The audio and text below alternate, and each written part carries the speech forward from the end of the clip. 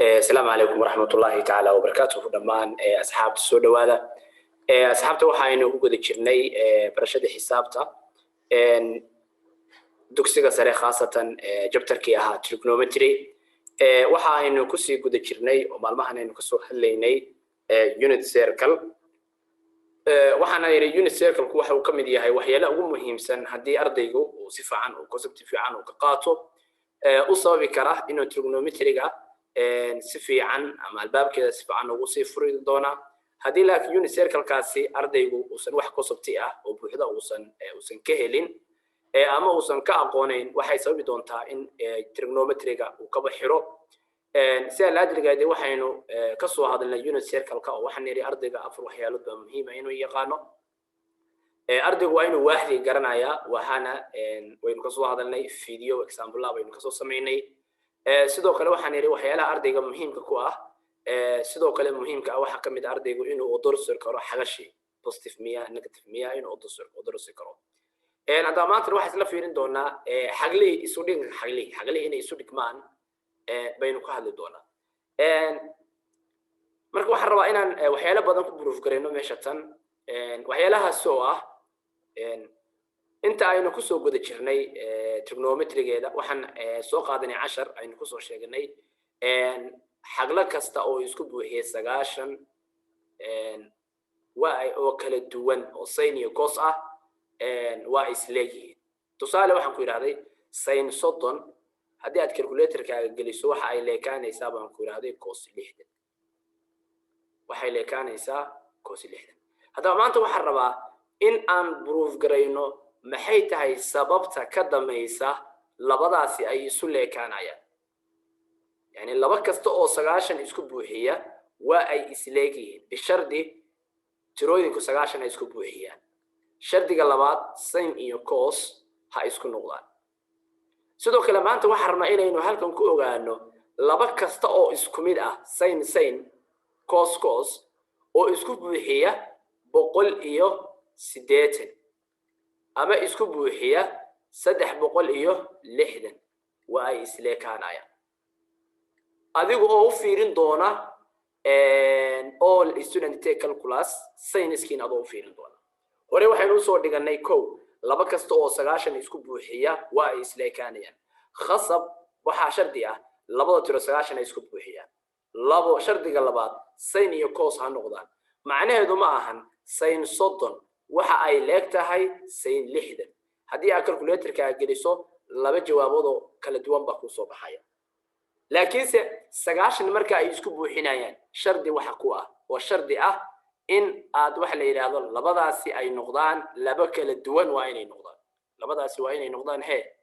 laba kala duwan asxaabay waa inay noqdaan sidoo kale waxaan rabaa inaad ogaato laba kasta oo isku buuxiya 180 sin cos waa isku mid oo maxaan ka wadaa calculator-ka hadda soo qaadato fiiri waxaan ku yiri 9 يعني وحيه وحي 9 بقولي 8 لبا بقولي 7 iyo 3 بقولي 60 fiiri marka waxaan ku yiraahday had 9 shardi waxa ah sin cos بقولي 8 waxa ah inay noqoto sin ama cos لو بقولي تضباطن sidoo kale waxa waajib ah sin cos 360 waxa waajib inay noqoto sin ama cos proof gareyn doona marna waa ku sheegay kama tagi doono all student take calculus kama tagi doono yani ka tagi mayno yani waa maxadeer hadii aad calculator-kaaga aad soo qaadato fiiri calculator-kaaga la soo bax waxaad inoo gelaysaa sin 30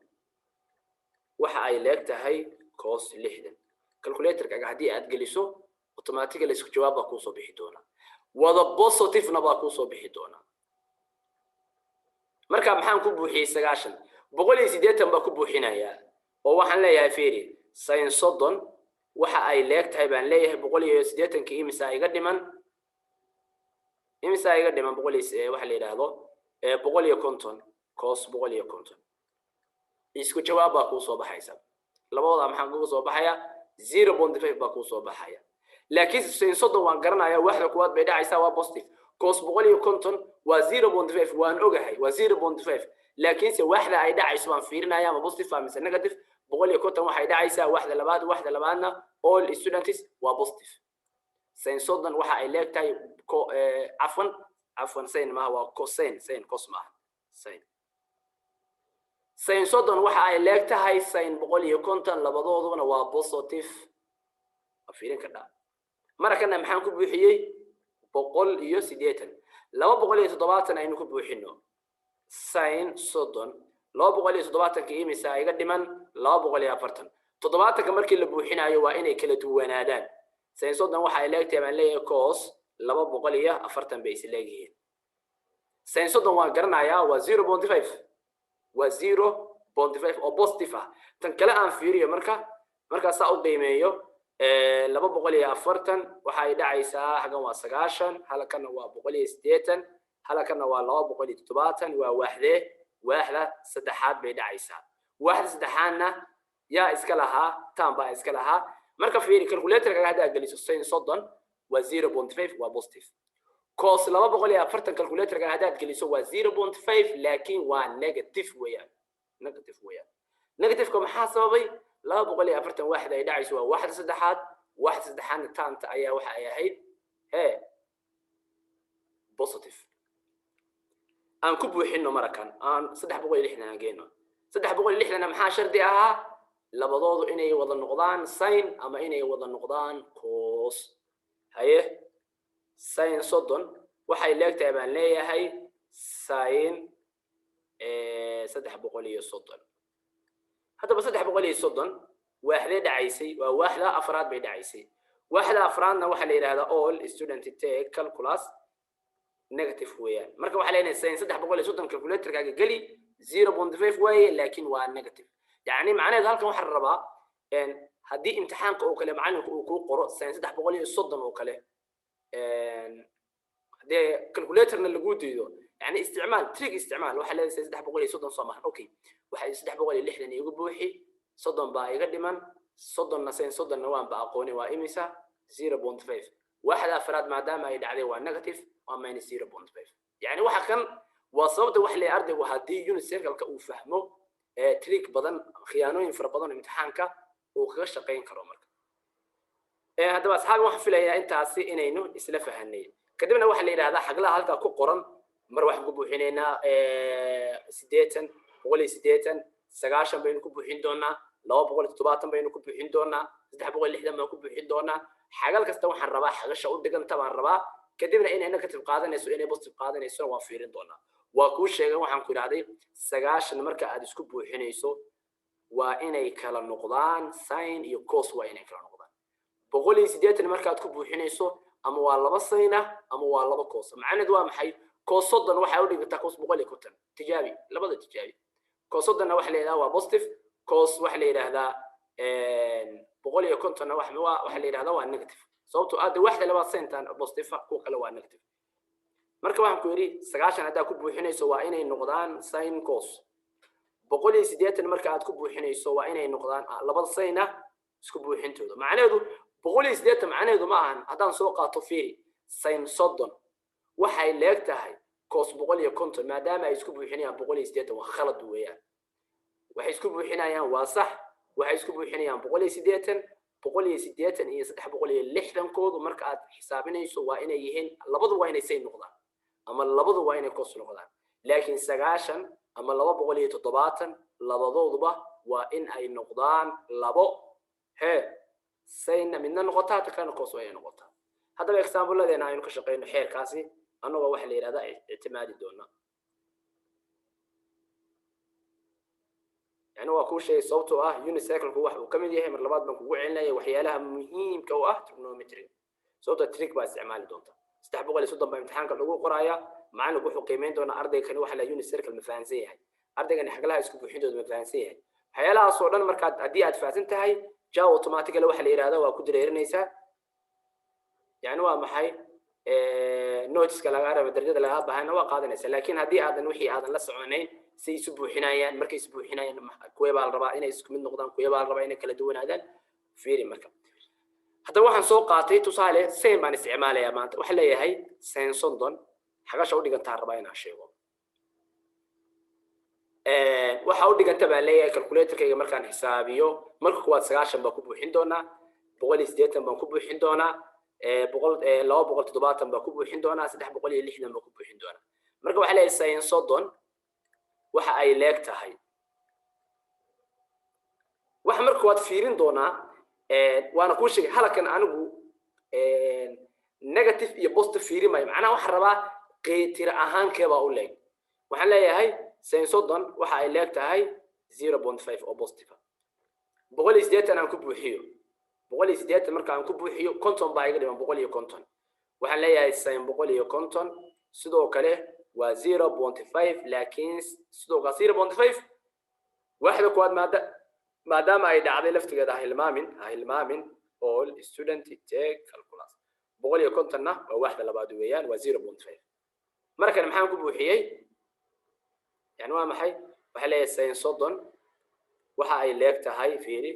cos 60 waxa ay si leeg tahay sin 150 intaasi maca tira ahaan iyo calaamad ahaan way isu leeyihiin markan waxa ku buuxiyay fiiri 9 markana waxa ku soo buuxiyay 150 270 maadaama ay calaamada ka duwanaanayso macnaheedu ma oran karo 0.5 waxa ay leegtahay min 0.5 waa khalad marka waxa rabaa waxa kale ay si leegtahay baan leeyahay sin 300 iyo 30 intaasi waxa la yiraahdaa waa xagla isu dhigmo weeyaan waa sax haddii aad soo qaadato cos 240 maadaama ay isku buuxinayaan waa sax 0.5 baa soo baxaysa laakiin negative bay ka noqonaysaa marka aniga negative ma rabo positive baan rabaa ama negative baan isku wada rabaa inay noqoto yani hadda fiiri calculatorka soo qaado sin 30 gali cos 60 gali sin 150 gali sin 330 gali intuba sin 330 iyaduna waa negative ma leekan karo afwan ma leekan karo laakiin si imtixaanka oo kale trick baa u isticmaali karaa macallinku soo kale wuxuu ku yiri cos 240 buu ku qorayaa macallinku ha oranin cos 240 ma garanayo waxa leedahay okay kuwii lagu buuxin jiray ku buuxi 9 maya 180 waa soo dhaaftay 270 ugu buuxi imisa ay ka dhiman 30 270 maxaa la rabaa inay noqoto sin iyo cos waxa ay leegtahay baan leeyahay sin 30 bay leegtahay ha sin 30 waa garanayo waa 0.5 maadaama waxda ay dhacayso saddexaad cos log واحد أنت واحد أصوته واحد هذا all student take calculus log 140 وواحدة ويان كم بقى نيجاتيف مركب واحد ليه هاي cos log 140 وماينس 0.5 حاجة بان كسو قياسي سين صدن علامة هذا نوصي فيري مركب هذا نسيته كله علامة ده بقصي فير نيسا مركب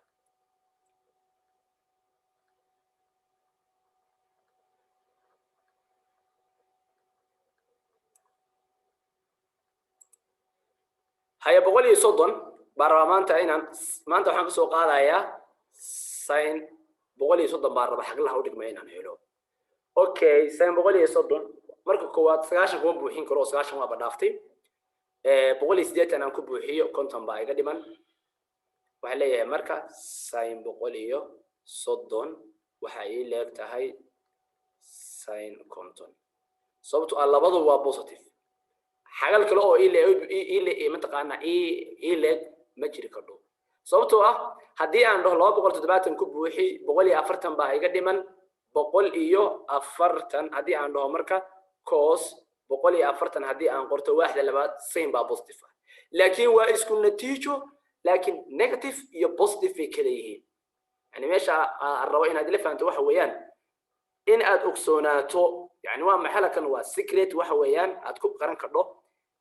horta waa isku natiijo yani haday 0.5 soo bixi lahayd 0.5 haday soo bixi lahayd 0.866 haday soo bixi lahayd waa isku natiijo laakiin se midna waa positive midna waa negative maxaa positive negative ku kala duwaya waaxyaha all student take calculus baa uga fikraysaa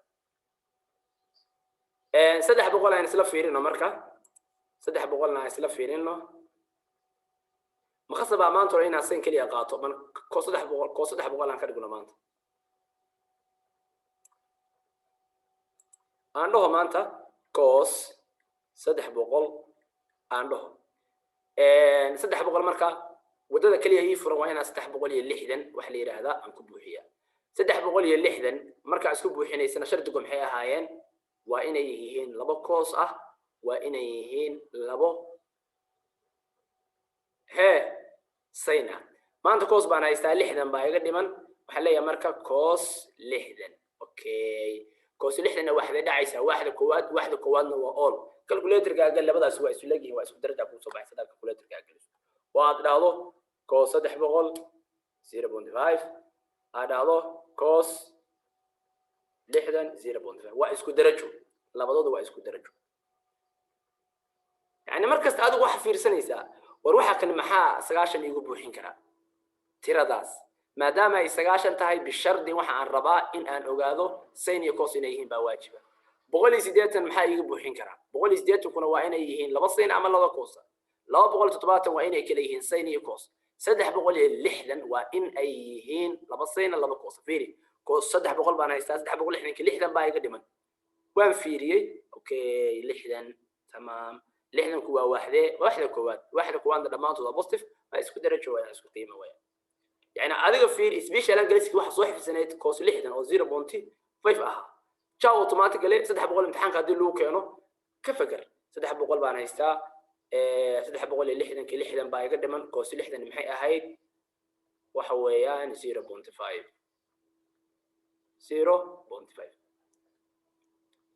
marka asxaabi waxa la yiraahdo tafiiri tan waa positive yani cos 300 waa positive maxaa u garanayaa de waxday dhacayso all student take calculus 300 de waa wax la afraad weeyaan saasay positive ku noqonaysaa marka waxa la rabaa asxaabi inaad isku xiri karto waxa oo dhan inaad isku xiri karto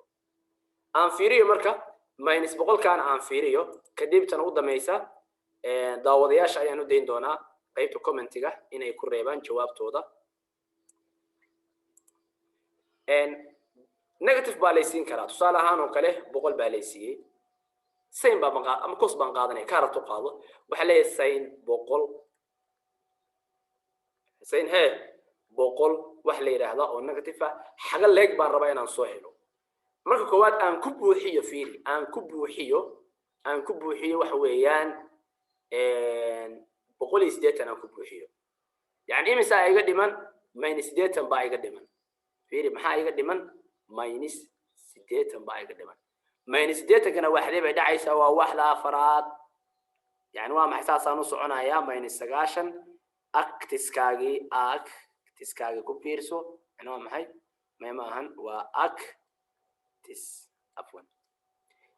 fiiri marka maadaama halkani waaxda afraad ay dhacayso waaxda afraadna ay cos ay tahay aniguna aan 180 aan ku buuxinayo 180 kala raba inay sin noqdaan haddii marka aan qaato sin -180 ha isku jawaab weeye laakiin se negative weeye tana waa positive macnaheedu iima leeka 180 aan ka boodo aan ku xisaabiyo 270 markaan haysto sin 100